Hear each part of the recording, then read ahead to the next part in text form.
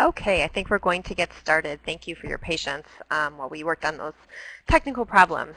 So welcome everyone. My name is Lainey Castle and I serve as a project director with the American Library Association's Public Programs Office. I would like to thank you for joining us for today's online learning session, which will focus on planning and presenting We the People bookshelf programs in your school. First, we'll hear from one of your colleagues who will present book talks on a few of the bookshelf titles. Then we'll hear from staff with NEH's online resource website, EDSITEment, about the support materials they offer to enhance learning, curriculum, and program development. And finally, two of your fellow award recipients will share a little bit about the programs they've been conducting locally on the More Perfect Union theme. This session is presented by ProgrammingLibrarian.org, a resource website of the American Library Association's Public Programs Office, developed with support from the Institute of Museum and Library Services and the ALA Cultural Communities Fund.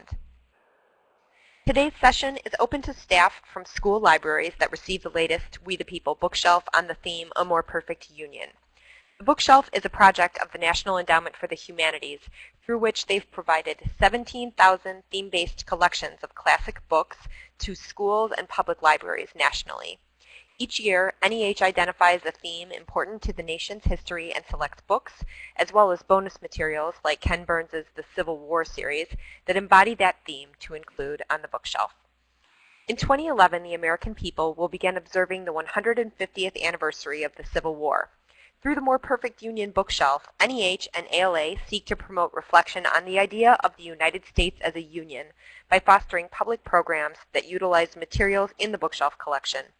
We hope that the information presented this afternoon will instruct and inspire you to use the bookshelf materials to engage your school community in meaningful exploration of the theme. We are extremely grateful to NEH for their support of the We the People bookshelf and their ongoing generous support of libraries. We are also delighted to have all of you with us today and participating in this project. Before we get started, I would like to set out some very basic information about communication in the online classroom, and then we'll move along to the main presentation. Please do not use the instant message feature to pose technical questions. If you're experiencing any technical difficulty, you should send a private message to our technical expert, Angela Hanshaw. You can just right-click on her name at the left of your screen to send her a private chat message, and she will help you. We will also have a Q&A period after the main presentation. In order to keep our program on track, we do ask that you save your questions for the presenter until the end. And finally, if you do have a technical problem during the session, don't panic. The complete version is being recorded and will be available for download after the program's conclusion. And now it's my pleasure to introduce our first librarian presenter, Carmen Escamilla, librarian with J.B. Alexander High School in Laredo, Texas, is with us today to offer book talks on 3 bookshelf titles, as well as highlight her experiences running an online book club for Lori Half Anderson's Chains.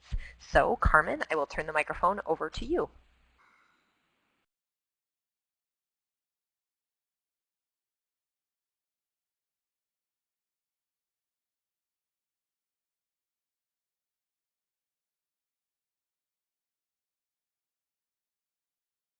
Carmen, are you there?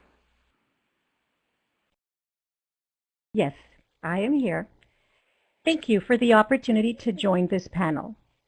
The common thread running throughout the books that will be highlighted today is the unshakable notion of freedom.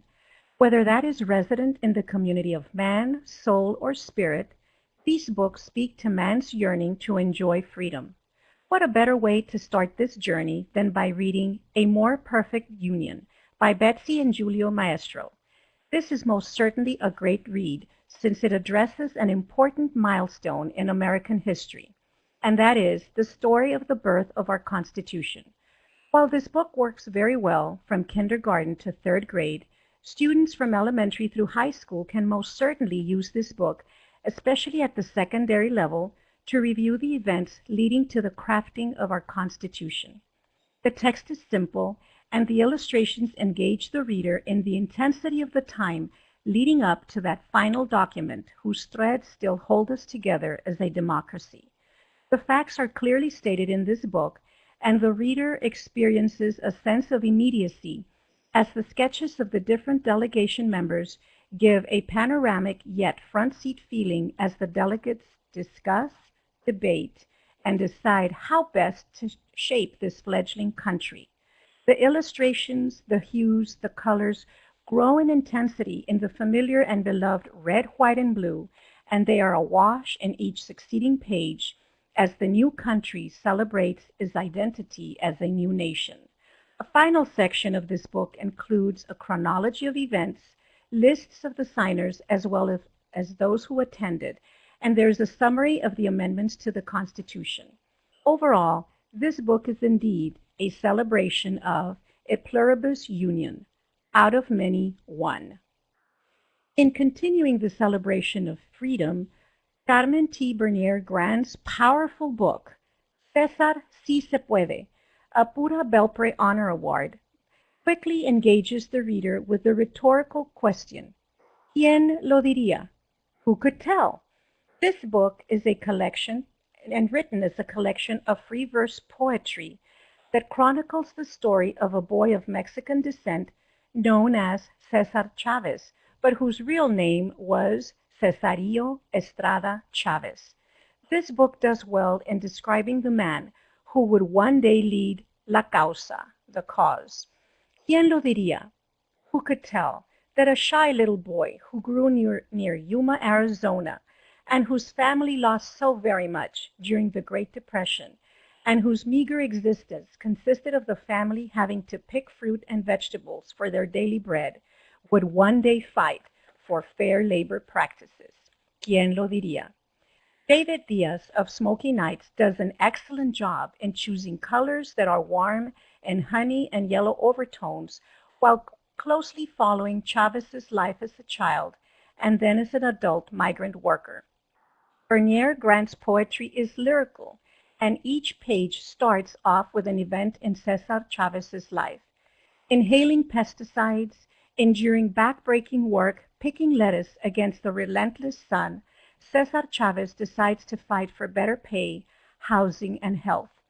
Giving voice to la causa, to the cause, and to the migrant workers that deserve to be treated with decency, dignity, and self-respect in the workplace, Chavez mobilized workers into forming the United Farm Workers.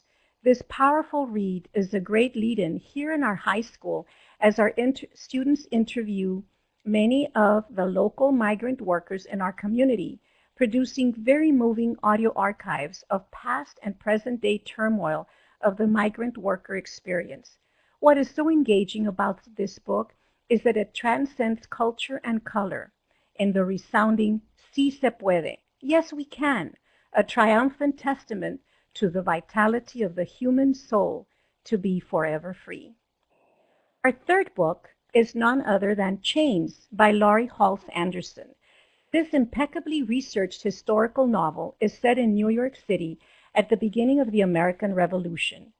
This is the story of 13-year-old Isabel, a headstrong young woman whose downfall is that she is a slave, a female, and she possesses the ability to read and write.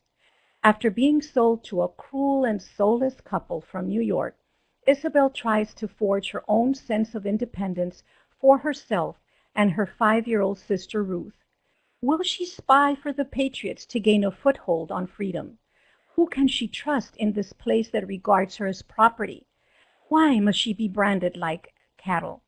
Anderson's Chains will place you front and center during the birthing of our nation and leave you breathless as you observe Isabel's evolution from powerless to a powerful and unshackled woman. This book, Chains by Laurie Halse Anderson, is one that here at Alexander High School we had an online book club. We have had 5th, 8th, and 11th graders from different schools within our district reading Chains.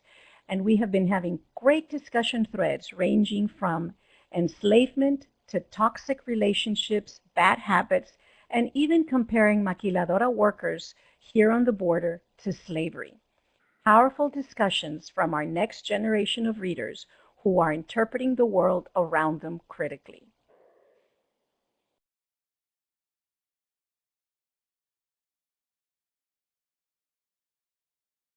Hopefully, we should be having some pictures that show you our 5th, 8th, and 11th graders. This is a picture of our 5th graders. And one of the teachers had said that sometimes, even during recess, they do not want to stop. That is followed by a picture of our 8th graders from our middle school, who is also very much involved in reading. And the librarian tells me that they read, and then some, followed by our juniors. And you can see that they are blogging. All of our kids are blogging and engaging online and talking about what is the individual and the corporate sense of freedom. 3 fabulous books to inspire our next generation of readers. Thank you so much.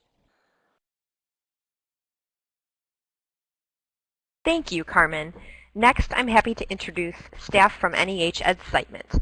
First, we're going to hear from Carol Peters, Director of NEH EDSITEment, who will provide a bit of background on the development of the site and give us a sneak peek of some exciting changes that are coming up soon. Next, Joe Phelan, EDSITEment Program Specialist, will discuss resources that are available to support programs related to U.S. history and politics. And finally, Shelley Nihuma, EDSITEment Program Specialist and former school librarian, will talk about resources that support literature, language, and culture. So, Carol, over to you.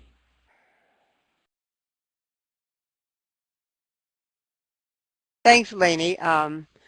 By the way, EDSITEment is very proud to know that the American Association of School Librarians has chosen it as one of the 25 best websites for teaching and learning in 2010. We came in first for content, which is central to our mission, as well as the mission of the National Endowment for the Humanities to which we belong. And you see here on the screen an overlay of the AALS page, which we're very, very proud to be a part of, on our homepage for September. EDSITEment's goal has always been to bring the best of the humanities on the web into the K-12 classroom. This goes back quite a way. Our website actually goes back to 1997, and this is a 1998 version of our home page, courtesy of the Wayback Machine on the Internet, with an original mission of being an experimental clearinghouse to vet the best of the best in humanities content website for teachers and school librarians. We still have that, but we've continued to change over the ensuing 13 plus years.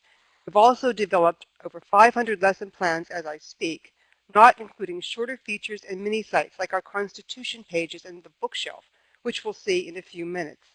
Right now, as I go forward, I'm going to show you a view of how we're going to serve all of this wonderful content to you in about a month, because we're undergoing a website redesign.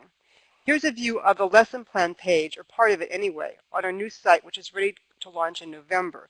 With our 4 subject areas here: art and culture, foreign language, history and social studies, and literature and language arts, as well as I call for lesson plan writers right very prominently up here in the right-hand side below the search button. So we want everybody to get involved with our site as we continue into the future.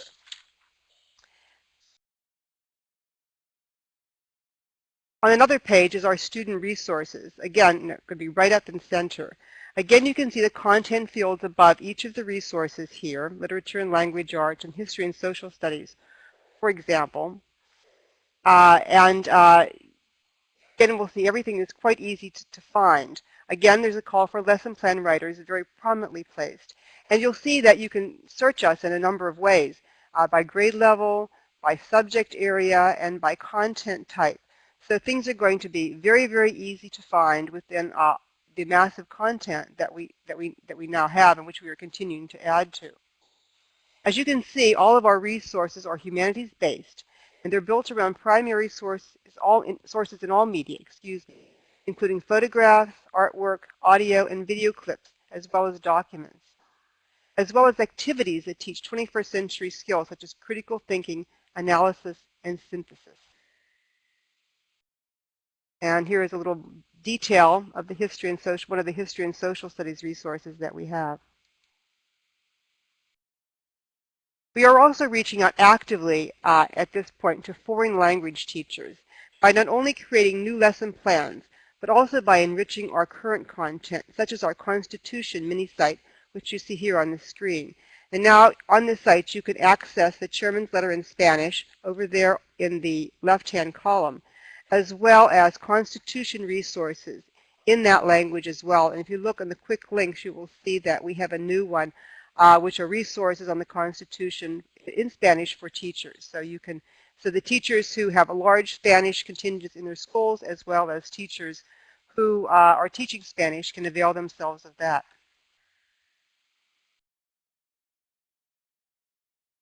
In addition to being part of NEH, EDSITEment is part of thinkfinity.org, and you see two screenshots of their homepage here. Thinkfinity is a consortium of some of the leading educational and cultural content providers in America, including the educational websites of the National Councils of Teachers of English, which is Read, Write, Think, National Council of the Teachers of Mathematics, which is Illuminations down in the second level column here on the bottom, the National Geographic and the Kennedy Center, and there on the left-hand side, one is above the other, Expeditions and Arch Edge. The consortium is funded by grant monies from the Verizon Foundation, and at this point, EDSITEment is funded wholly through grant monies rather than federal dollars. Our homepage, here on our present site, the one that we're working with for this last final month, which is updated monthly, and this is the September page, contains important information about our new features, lessons, events, and professional development opportunities, as well as links to our partners in thinkfinity.org. Again, you can find what you need by accessing our Humanities subject tabs, again in the big bright boxes right at the top next to the logo for EDSITEment. History, literature, art and culture, and foreign languages. We have an index of all lessons, lessons by subject matter, and a link to over 300 websites which were reviewed by a blue ribbon panel here at NEH. And you'll see that in the small bar right below the content tabs. In the center and on the right, in this three-column setup that we still have, you can see that we observe special months and events, as well as a calendar here on the left, the top of the left. We publish a monthly newsletter and are on Facebook and Twitter. You can sign up here on our homepage. We have an interactive index, which is right below the bookshelf on the left-hand side, and not shown because I couldn't get the whole page in the screen capture, a Picturing America Lessons Index, and a direct link to the Picturing America website. In the center and on the right, we observe the special months and events throughout the year. Here is Hispanic Heritage Month and Constitution Day, which was celebrated on September 17th, and which is really a very, very big day for us. Finally, and last but not least, you can click on our We the People bookshelf for 2010, and here it is. It is interactive and user-friendly, and we make it easy for visitors to find out more about the great books selected for a more perfect union. And you can see I clicked on the Great Little Madison, and the name comes up. And then you go in further, and you will come to the page of the bookshelf itself. And I'm not going to say any more about that because that's Joe Phelan's job, our history and social studies specialist. He's a college-level teacher, too, and is eager to tell you more and get you involved in these great books like The Great Little Madison. Right, Joe? Afternoon. Can everybody hear me? Phelan, and I'm speaking as Joe Phelan, but I'll appear as Shelley under Shelley's name because I had to use her workstation. I'm glad to be here today to talk about our resources for history and social studies teachers. And each year, the EDSITEment program develops a support page for the We the People bookshelf. This page constitutes the best of our resources and is specifically designed for librarians like yourselves. What we do is drill down into our vetted sites, extracting the meaty parts which you might miss if you didn't spend hours of tedious work looking for it. Note that the left-hand column of the landing page of the We the People bookshelf includes an archive of all the previous year's book lists. So if you were to click on this, left-hand column, you would be able to find 10 or 20 books for each topic. Now, this year's topic, as we've said, is a more perfect union. All previous themes in the bookshelf, this resonant phrase is drawn from one of the great documents or ideas in American history. This year's phrase comes from the preamble to the United States Constitution. The book that I've selected to begin with is A More Perfect Union, The Story of Our Constitution by Betsy and Julia Maestro, which Carmen did such a wonderful introduction to. So I'll say only a few words about the story that is told in this book is of the long, hot summer of 1787, when 55 men sat in a dark, windowless room in Independence Hall, Constitution for our nation. If you notice the first, if you notice that the first lesson under the book is on the preamble to the Constitution, and I always tell my government students that the preamble is written in poetry while the rest of the Constitution is written in prose. Let me read it to you. We, the people, states, in order to form a more perfect, establish justice, ensure domestic tranquility, provide for the common defense, promote the general welfare, secure the blessings of liberty to ourselves and our posterity, to ordain and establish this Constitution for the United States of America. This is the first time in human history that the sovereignty of the people is proclaimed in an official state paper. Think how many other great ideas are contained in this majestic opening sentence. Justice, domestic tranquility, common defense, the general welfare, and the blessings of liberty. Let's take a closer look at our lesson on the preamble. This is a typical, let me say, EDSITEment lesson, although it's probably more popular than any other lesson that I know of in history and social studies. It's a wonderful way to introduce students, even at the grades 3 to 5, to the ideas that are embodied in the United States Constitution. As you can see, there's an introduction which tells you in summary what the lesson is about. There are learning objectives, such as explain the purposes of the U.S. Constitution as identified in the preamble. Then there's a guiding question or questions, and then the preparing to teach this lesson, which is comparable to a step-by-step discussion in a cookbook. So Carol has already mentioned that we have a Constitution Day feature, and the reason why this is important for you folks is because every year, I should say each year, every educational institution in America which receives federal funding is required by law to teach the Constitution. This is on September 17th. We have over 25 lessons on the different aspects of the Constitution and its influence on our national history on this mini site. And here is a page that lists it's an index of all our lessons on the Constitution, as well as our features. So this is going to be very valuable if a teacher comes to you and says, I got to teach about the Constitution, what do I do? We also have fun things, such as this game from the American Experience program on Alexander Hamilton. Think you can handle it like Hamilton? One of the balloons says, and the other one says, flaunt it like a Federalist. Well, this is actually a very good way to test somebody's knowledge of the Constitution. I actually use it in my college level classes, and my students don't do very well initially on it. So this is a great resource, I think. Next, moving on, I want to talk about the second book, which is When Marion Sang, The True Recital of Marian Anderson. This book by Pam Munoz Ryan is a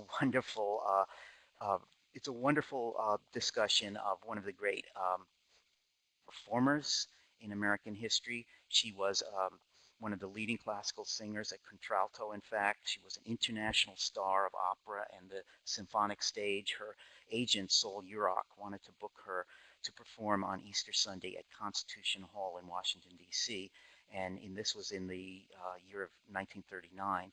The Daughters of the American Revolution, who owned the hall, refused to rent it to this world-famous person because she was African American, and the concert was to be fully integrated. First Lady Eleanor Roosevelt was a member of the DAR, was so indignant at this slight to Marian Anderson that she resigned from the DAR in protest and arranged for Miss Anderson to sing at the Lincoln Memorial. On that day, 75,000 people showed up, and many more millions listened to her on the radio. This is one of the resources that we have developed or culled from our vetted sites, and this is actually an 8-minute film of the concert. So it's a wonderful thing to, after you've read the book or before you've read the book, to show this to students. We also have some incredible resources from the NEH-funded PBS program on the life of Eleanor Roosevelt, and you see her there in the top left-hand corner. The Eleanor Roosevelt was one of the great activists for ladies, and this this incident with Marian Anderson was just one of the things that Mrs. Roosevelt did while she was First Lady. Of course, she was First Lady for longer than any other woman in American history, since her husband served 4 terms. This woman, the African American woman on the right, is Dorothy Haight, who just died a few months ago. Was one of the great legendary civil rights activists. And in this film about Eleanor Roosevelt, she talks about the significance of the Marian Anderson concert to Black Americans, how important that concert was. And the film actually has footage of the concert on the mall, and you can see white and Black people for as far as the eye can see stretched across the mall. So it's a fantastic few minutes of footage. Now, paired with this, we have a wonderful, and again, another popular lesson on Eleanor Roosevelt and the rise of social reform in the 1930s. And this is, you can look at the guiding questions here. What were Eleanor Roosevelt's views about the role of government in social problems? And to what extent and in what ways did Mrs. Roosevelt and her network of women reformers enhance the position of women in politics, government, and society? So this is a very, very useful lesson for a number of reasons. You could use it in women's history, but you could also use it in a history course or in a government course, because as we all know, during the New Deal, the responsibilities of the federal government towards ordinary citizens was expanded. And so moving on, I want to return to the founding period, which of course is my favorite period. I did my dissertation on Jefferson, and I want to talk about the Great Little Madison, which was also mentioned by the previous speaker. This is a book about short biography of the man who is called the father of the Constitution. And we mean, when we call when we call Madison the father of the Constitution, we mean that he was more important to its birth than anyone else. He led the movement to call a constitutional convention. He led the Virginia delegation at the Constitutional Convention. He made some of the best arguments for a strong national government as necessary to secure rights. He kept the best notes on the convention, and he also was the father of the Bill of Rights. In other words, Madison combined a monumental intellect with wise political leadership. But unfortunately, Madison is not as well known as Jefferson, Washington, or even Hamilton. Say he's not as sexy as they are. So we have a wonderful lesson on Madison from Father of the Constitution to President, which covers his political career, and it tells the true story of his public service. But if you want to see another side of Madison, we have a delightful film, again, one that was on the American Experience, and if you missed it, not to worry, because the film is available online completely on this website, which is one of our vetted sites. And this film gives you a look at what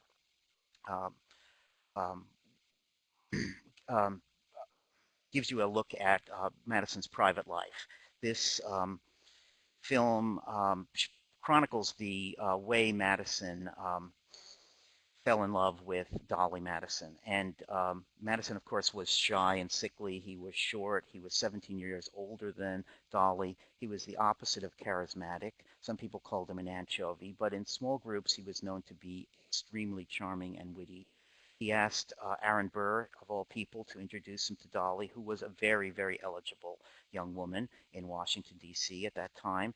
And Dolly Madison emerges in this film, along with Abigail Adams, as one of the true founding mothers for she laid the foundations for the institution of the First Lady in American life, a power which Eleanor Roosevelt and later First Ladies were able to utilize to the full. Finally, let me conclude by talking about one of the extraordinary books on the list, American Creation, Triumphs and Tragedies at the Founding of the Republic by Joseph Ellis.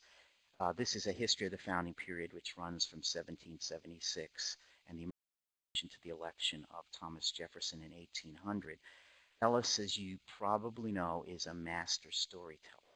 This book, along with his previous one on the Founding Brothers, reveals something which is not sufficiently appreciated about the founding period. For one thing, many of the founders' expectations for the new republic were not realized. Many of them thought that slavery, for example, would die out of its own, just of its own economic problems, and they were opposed to the establishment of political parties, even though they ended up starting the first political parties. He also shows how great were the disagreements between the founders about the kind of society America was to become and the role of government in fostering that society. On the side of commercial greatness and strong central government, you have George Washington, Alexander Hamilton, and John Adams. On the side of virtuous farmers and the decentralization of power, we have Thomas Jefferson and James Madison. EDSITEment has a number of excellent lessons that fit the 7 chapters in Ellis's book, including some on the Declaration of Independence, George Washington as leader and symbol, Alexander Hamilton at the convention, the Alien and Sedition Acts, which led to the creation of the first parties. Among our websites, we have one on Alexander Hamilton, which again is an NEH funded program for PBS. You can find extraordinary resources on these PBS websites. So spend some time with our history and social studies resources and get a better understanding of the American nation. Now I am pleased to turn the podium over to my esteemed colleague, Shelley.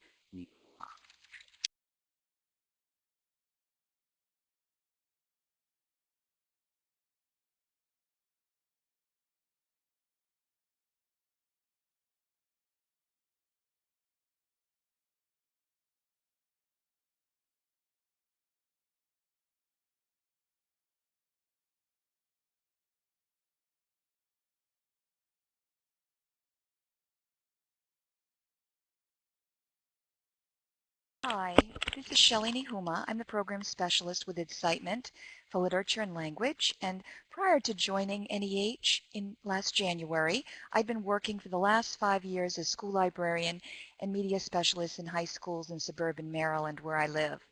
Today, my talk, I'd like to highlight resources we have related to literature and language and culture in several of the We the People selections, looking at a few applications to promote within your libraries and with your teachers that may also be useful in literature circle discussions. I'll begin with the first one, Tico and the Golden Wings. And this is the reading of the animal fable geared to our youngest students in the early primary grades, but possibly could be adapted for activities with older students, especially as many schools have book buddy programs where they are partnered with younger students to promote reading enrichment. This Leone fable is the story of a bird without wings, trying to come to terms with his differentness from others of his kind. The conflict resolves with Tico transcending that difference while still embracing it. Looking at the list of resources here, EDSITEment you'll see has several lesson plans geared for our youngest students, which center on animal figures in fables and folktales. These certainly could be an extension of the Tico reading or promoted as part of a full-time unit. Looking at the second one on our list, Aesop and the Anazi lesson, which serves as an introduction to what a fable is and a tool to identify the elements of a fable. Then you might branch out into a study of trickster tales, such as the Anazi story from West Africa. It can also be used to launch a discussion of people who are different and celebrating the underdog, and how an outsider treated with compassion can then be seen as a positive within society, rather than used as a scapegoat. Turning to the related websites here on our list, you'll see we featured several online museum resources. Here you'll find online exhibits developed into interactives designed to engage and expand students' visual appreciation of animal figures as they may arise in the fables such as Tico. Taking the second on the list, Art Safari as an example, here's the Museum of Modern Art in New York City's education site. You might first, as you enter into the launch section, go to the Introduction for Adults in the sidebar, which has suggestions of how to use this exhibit to draw upon children's natural curiosity. You click on Look at Paintings and Sculpture and follow the questions, leading students to clues. You can guide them into what's happening in the artwork. That may lead to writing a story about the animal figures embedded in the painting. This site also has students create their own art using these master paintings as a launch pad and offers a computer-generated art feature as well. Turning to my second selection, here's a little book of sketches and poems that combine to show the life of migrant worker activist Cesar Chavez that Carmen already outlined in her book talk. I'd like to take a moment to show you a couple of resources that might enrich the later elementary school students' understanding of this little book. Obviously, the themes here center on immigration and the experience of migrant workers in our country in historical terms as well as current events. The values Chavez exemplified, such as perseverance and sacrifice in the name of a cause greater than oneself, may also be a focus of discussion in a classroom or book circle. Though the two lessons that we've listed here are directed to middle school level, these activities certainly could be readily adapted for lower elementary age students. For this first one, Esperanza Rising, teachers might read aloud from chapters which illustrate a young Mexican girl's experience coming to America as a migrant worker in the 1930s. Our first related website features the NEH-funded PBS film, Fight in the Fields, Cesar Chavez and the Farm Workers' Struggle, covers the full arc of his life. Like Cesar Si Se Puede, it is not a conventional biography, but a social history, with Chavez as the central figure. It includes the stories of many ordinary people who were part of that movement.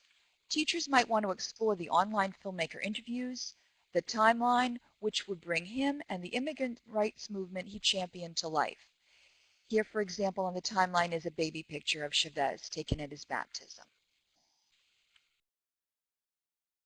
My third selection, geared to the middle school level, is the novel Chains, that will extend Carmen's beautifully delivered book talk just now and show how the novel has applications in both English and social studies classes. To echo Carmen, freedom is the natural theme that comes to mind. But along with this, you can look at responsibility, loyalty to family and group, spying in wartime, servitude, and slavery. The author's appendix puts aspects of the story into its historical context. Building on these themes, EDSITEment has several lessons, such as the first one listed here, After the American Revolution, Free African Americans in the North, which asks the question, what were the experiences of African American individuals in the North in the years between the American Revolution and the Civil War? This may stand alone or as a sequel to the complementary EDSITEment lesson, African American Communities in the North Before the Civil War. In it, students will meet some of those African Americans and practice techniques authors use to transform factual information about individuals into readable biographies. Activity 1, with this internal link, takes them to the American Memory Project at the Library of Congress, their primary source photo of Sojourner Truth, which she used as calling cards.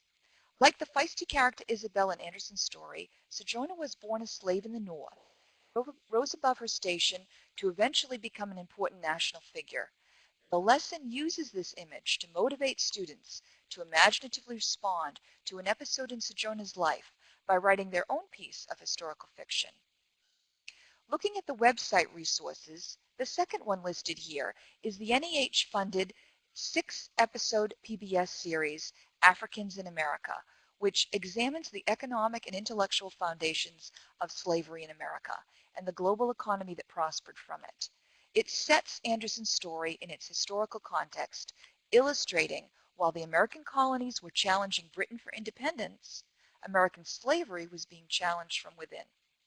Men and women fought to define what the country would be. In the upheaval of the Revolution, up to 100,000 black people escaped their bondage and threatened the institution of slavery as never before. If you click on Revolution, You'll find historical narrative, a resource bank of images, documents, stories, biographies, and commentaries, as well as a teacher's guide. One example from the resource bank, under historical documents, is Venture Smith's narrative, a rare account of life of a first-generation African American during the colonial era, told in his own words.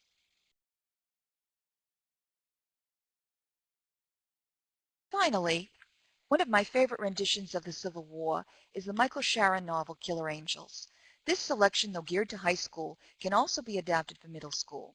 I taught this novel several years ago to an 8th grade honors English class in Baltimore County. In retrospect, I wish I had had these resources as a supplement. Would have saved me many hours of searching for online enrichment to build my discussion of the book. You'll note EDSITEment has a series of lessons listed here, which focus on the climate of the country before, during, and after the Battle of Gettysburg. You'll see the first curriculum unit I have tagged, A Terrible Swift Sword, serves to introduce students to several important questions and helps them to examine why the Battle of Gettysburg was one of the turning points in the Civil War. It consists of these 3 lessons: on the eve of the war, battles of the Civil War, and Abraham Lincoln wartime politics. You'll also find an interactive map of the military campaigns meant to engage students in the battles. Have them click on the second tab, 1863 to 1865, and then direct the cursor up to South Central Pennsylvania to open the Gettysburg window. You'll see the basic data of the battle, then click More to open a full descriptive discussion with detailed maps of the battle, photographs, etc. Within our list of several related websites, I encourage you to look at Valley of the Shadows. This is an extraordinary site developed by the Virginia Center for Digital History at UVA. It is a digital archive of primary sources that chronicle the lives of people in the 2 counties, one in the south and one in the north. Just as Killer Angels toggles back and forth between opposing commanders, your students can toggle back and forth between accounts of people directly involved in or impacted by the war on both sides. Have them click on the northern one, Franklin County. It is the next county over from Gettysburg, and click Looking at the War Years, Letters and Diaries tab, and open the war diaries of 2 individuals, Samuel and Rachel Cormany, who lived in Franklin County during that era. These are the records of their experiences, Samuel on the battlefield and Rachel's life on the home front. If you have students scroll down to the date of the battle, 1863, July 1st through 3rd, they can read a first-hand graphic account of an officer's participation in the Battle of Gettysburg, and then a vivid description of his wife's thoughts and feelings as she witnessed this event. And there you have only a few of the many, many resources that EDSITEment has to enrich your students' understanding of these readings and bring them to life. Now I'm going to hand it back to Lainey, who will introduce our next speaker. Thank you, Shelley, and thanks to Joe and Carol, too. I'm going to introduce our speakers in just a moment, but I just wanted to say we may run about 5 minutes over time. Feel free to exit the classroom if you need to, and we will send you a link to the archive. Otherwise, I hope you can stay with us for just the few minutes that we will run past the hour. Next up, we'll hear from Lois Parker-Hennian, Library Media Specialist at Tappan Zee High School in Orangeburg, New York, who will tell us a bit about how she used the collection with her AP History students. And last but not least, Carol McMichael, Library Media Specialist at Colonel John Wheeler Middle School in Crown Point, Indiana, will tell us about her school's programming. And now I'll hand the floor over to Lois. Okay, thank you, Lainey. This is really a pleasure to be here. Our school district consists of 5 buildings, and we received 5 sets of the We the People bookshelf materials. And I wondered how we could generate interest in the books. Sorry. So we're always asked, what is our essential question? So it was, how can we generate interest in the books throughout the grades in the We the People bookshelf on a more perfect union? So as a library media specialist, we're always looking for opportunities to collaborate with our classroom teachers, and we like to offer unique and challenging learning opportunities for our students. We planned a virtual field trip using Skype, our smart boards, a snowball microphone, and a webcam. And that way we did not need school buses or permission slips. Our task for our students was I took the card of We the People books into the classroom and told the students that what we wanted to do was have the older students sell the books to the younger students in the other schools. So the end product was going to be their presentations via Skype. Then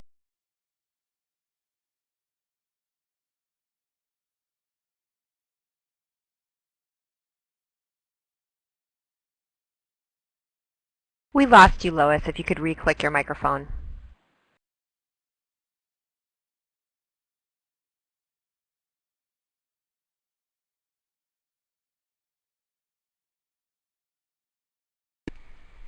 can you hear me now? Okay.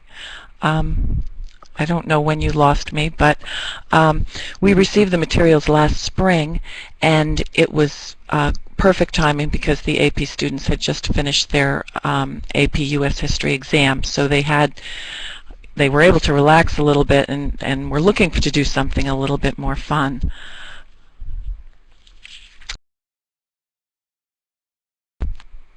Sorry, I was clicking the wrong thing. Sorry.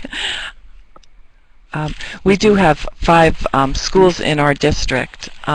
So I did prepare the students, which were mostly juniors, and I talked a little bit about the book and about our goal to really encourage the younger students to read the books. So we have 5 buildings. We have a K-1 building, a 2-3 building, a 4th and 5th grade building, and a middle school.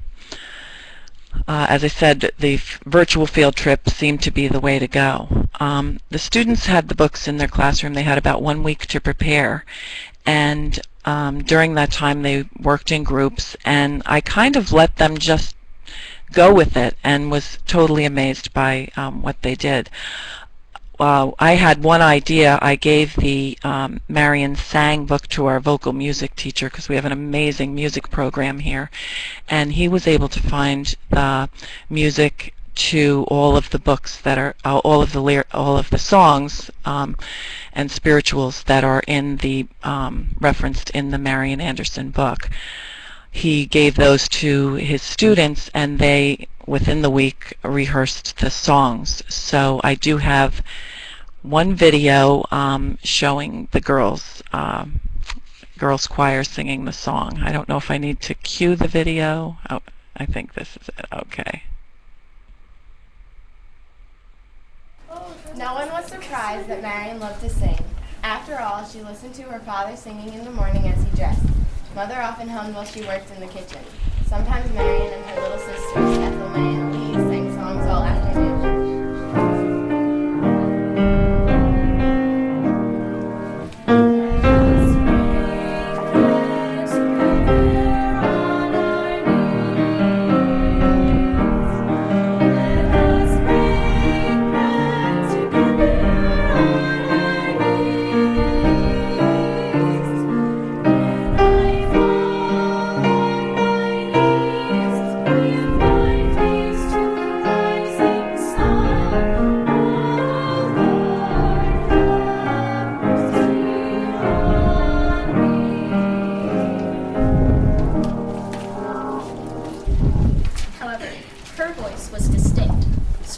velvety and able to climb more than 24 notes. Everyone wanted to hear Marion sing.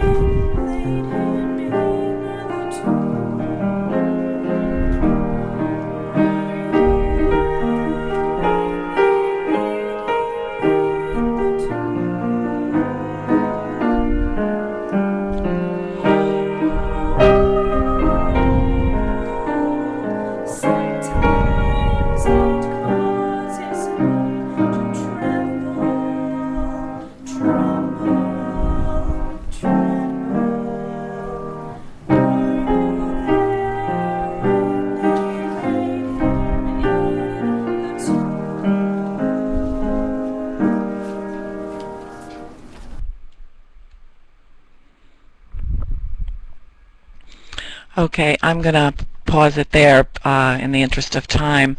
Then another group of students, if we have the other video, created a rap, and I'll just play this one. This book's Civil War, and it was really great.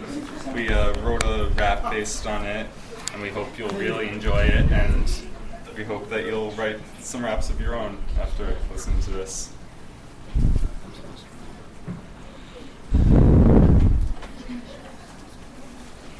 Yeah, check it. The South is gonna show our bravery, cause we wanna keep our slavery. The North has been too involved in our life. They're causing our people way too much strife. So now in 1860 we have the courage to say, there's no way that we're staying this way. We're tired of the North's corruption and greed. So the South hereby declares we're gonna secede. Yo, I'm Abe Lincoln, and I got to say the United States is staying this way. United we stand and divided we fall, and the strength of the Union is not for one, but for all. You say that we're filled with corruption and greed. Well, listen to my message, you can't secede. Yo, listen, my name is Robert E. Lee, and the nation's divided the way it has to be. The President of the Union think you're living so large? Well, the South's been thinking, why should you be in charge? Yo, you better watch the way you're hating on the president. You should remember that you are still a resident. You want to keep slavery, and that's just plain wrong, but the North's true desire is keeping the Union strong. Well, the South wants to have the right to be separate. I feel that's an action you surely will regret. Well, our mind's made up, we're seceding. Say what you want, we're already leaving. You know what? I can take this and more. Here's a message to the South. We declare war.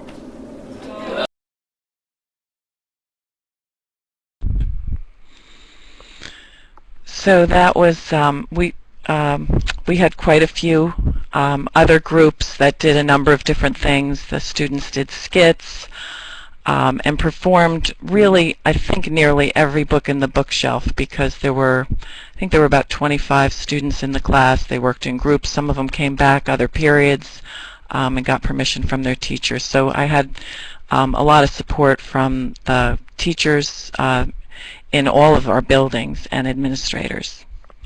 If we can go back to the PowerPoint, here it comes. Okay.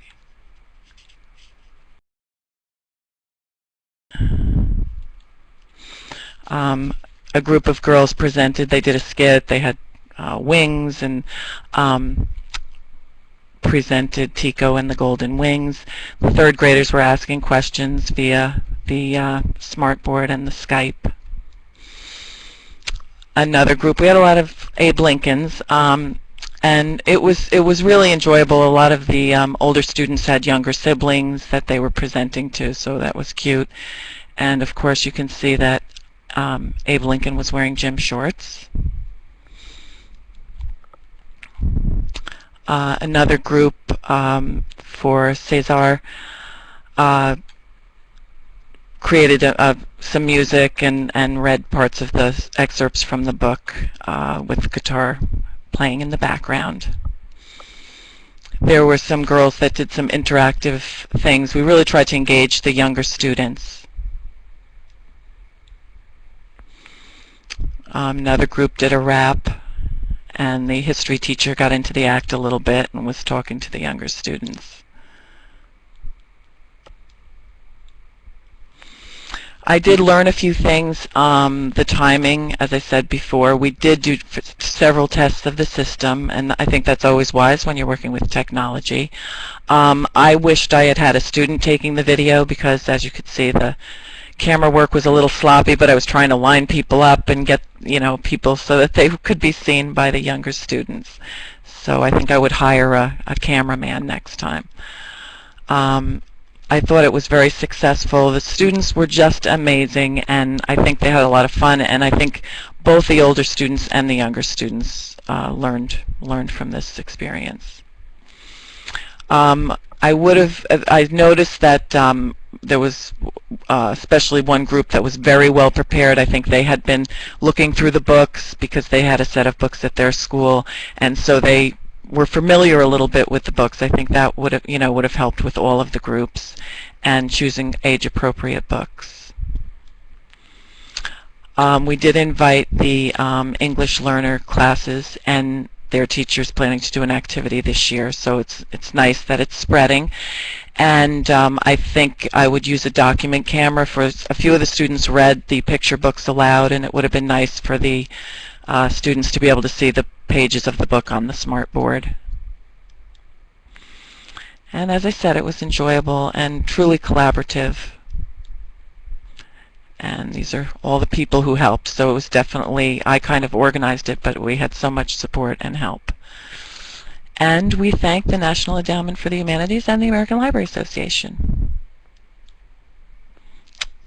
Thank you.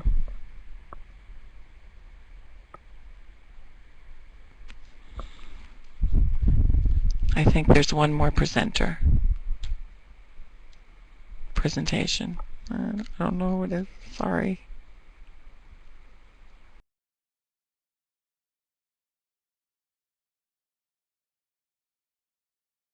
Oh, Carol McMichael. Sorry. Next presenter is Carol McMichael.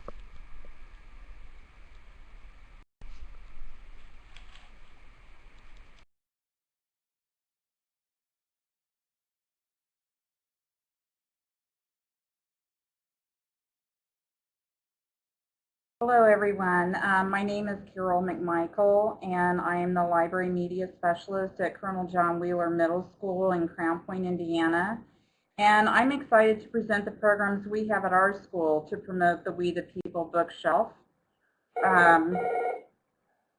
First of all, with the observance of the 150th anniversary of the Civil War, and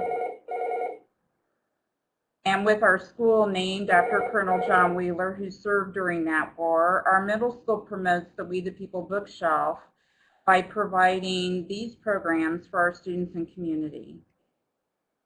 We have a more perfect Civil War curriculum union. By working with the 8th grade American history classes, students write speeches with the theme A More Perfect Union, highlighting what that phrase, a more perfect union, means to them today as they're studying the Civil War. We have a contest with these speeches to determine the best of them, and the winners are awarded appropriate prizes.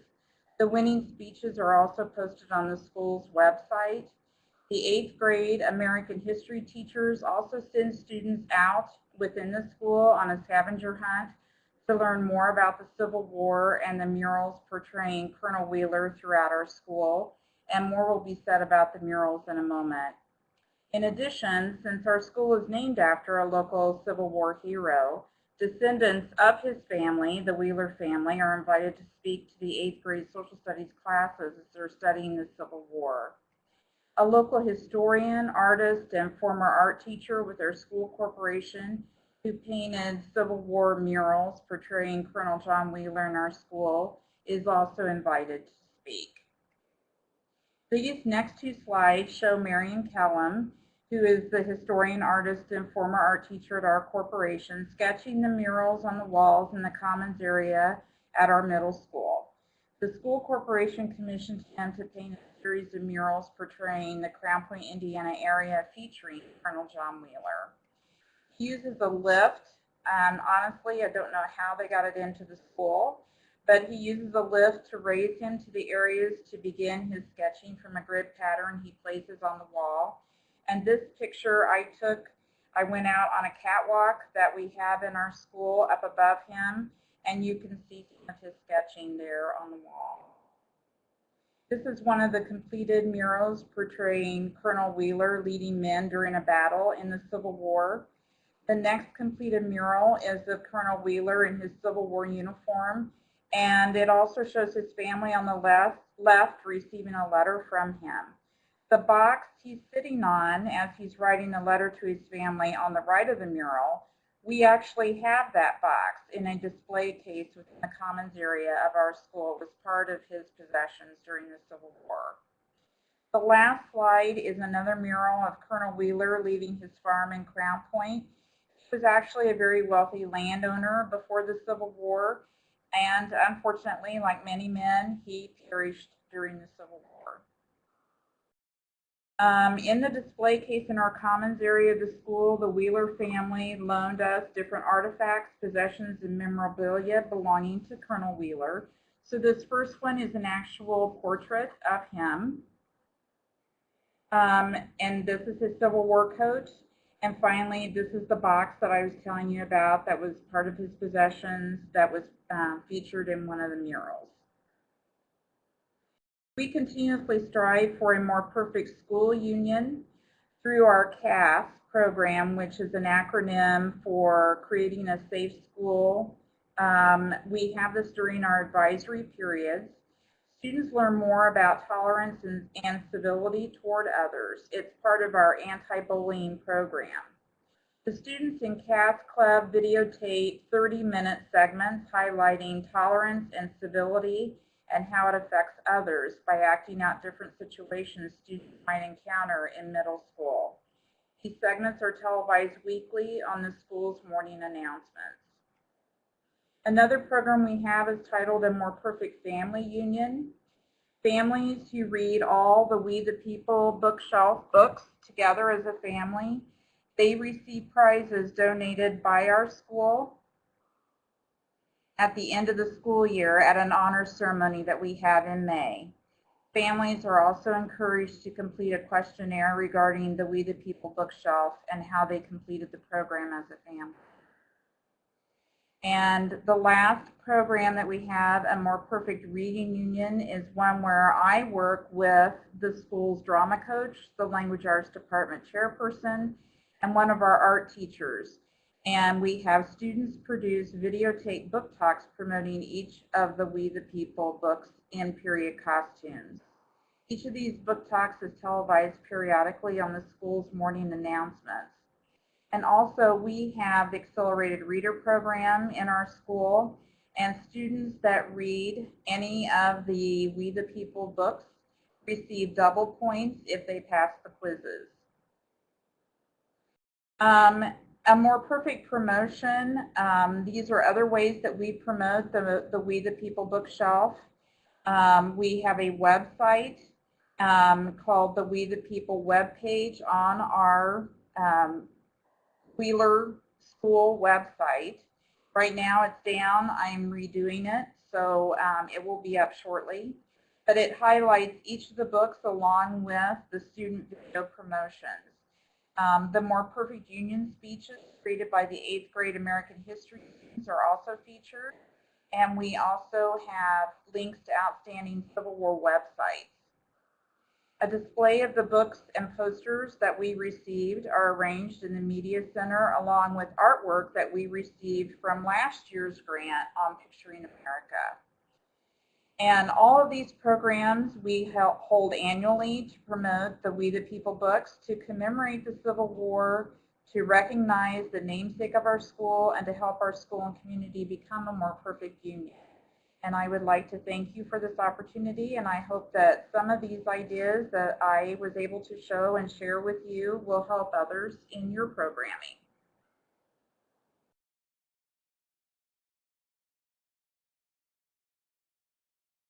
Thank you, Carol and Lois. We are reaching the end of our time today, but before I open things up for Q&A, I would like to take just a moment to tell everyone about an award opportunity that is open to school librarians who are involved with the We the People bookshelf. Through December 15th, the ALA Public Programs Office is accepting applications for the Sarah Jafarian Award, which recognizes the school library or media center serving children in grades K through 8 that conducted an excellent humanities program during the prior school year. The selected program will receive a $4,000 cash award, a plaque to be awarded at the 2011 ALA Annual Conference in New Orleans, and promotion of their model program on programminglibrarian.org. For more information or to obtain an application, visit www.ala.org/Jafarian Award, and that spelling is on the screen. I would also like to remind everyone that an archived version of this webinar will be posted on the bookshelf website by the end of the week. ALA staff will send you an email by this Friday with a link to that archive, as well as an invitation to complete a brief survey about today's session. So please take a minute to share your feedback with us when you get that. And now we can take any questions that you have. You can submit them via chat for any of the presenters if you would like to.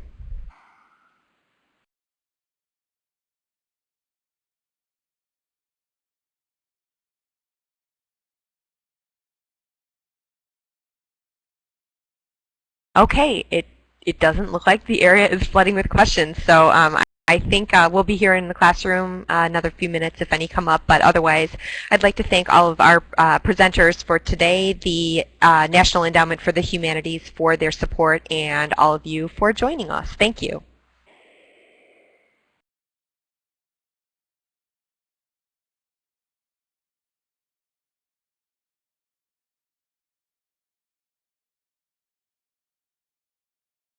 It looks like Jerry Brennan has a question where the Skype presentation's on different days, and I think that question is for Lois.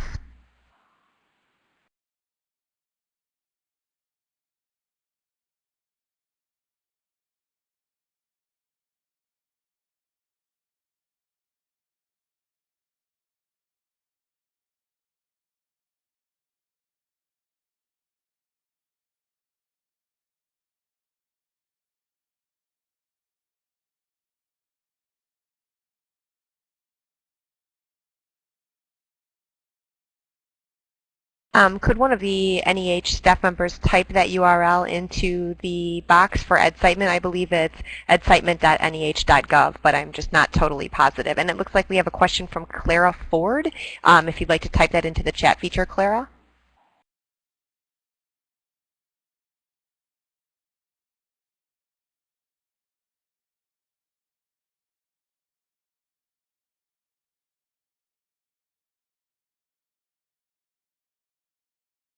Eleni, Joe is going to type in the URL for. Okay, that's great because it's long.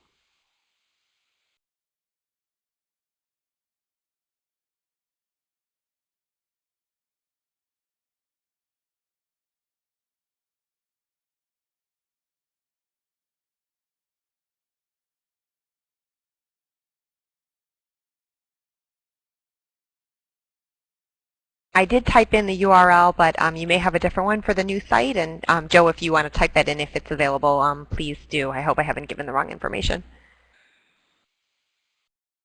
That's it, Lainey. That's exactly right.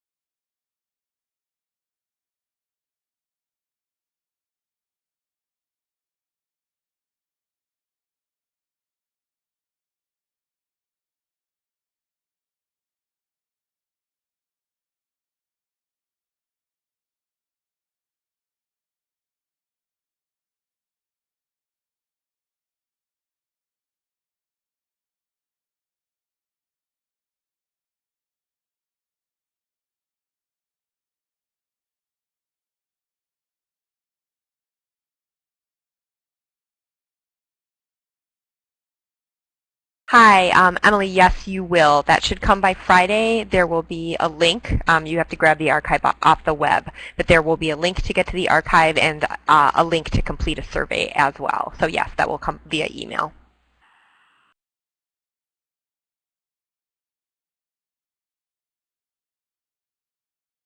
Just wanted to clarify that really quickly. Actually, the email you'll receive will have a link to a survey, but it won't have a link to the archive because unfortunately I don't have the link until the session is recorded. So, but if you do go to the We the People site, you will see it.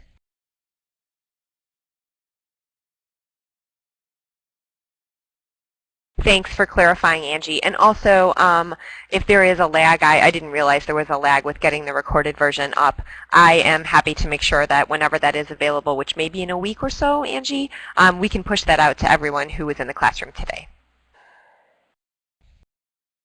Actually, I can have the URL ready for you this afternoon. It's just a matter of the thing actually having to be recorded and the program over before I can get that URL. But it'll be ready immediately.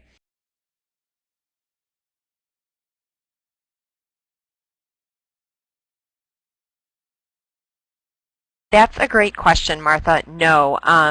If you are going to get any kind of professional development credit for this, you would need to just present your registration confirmation, and I'm sure you can print slides from the website to show the content, but we don't have any kind of a certification process.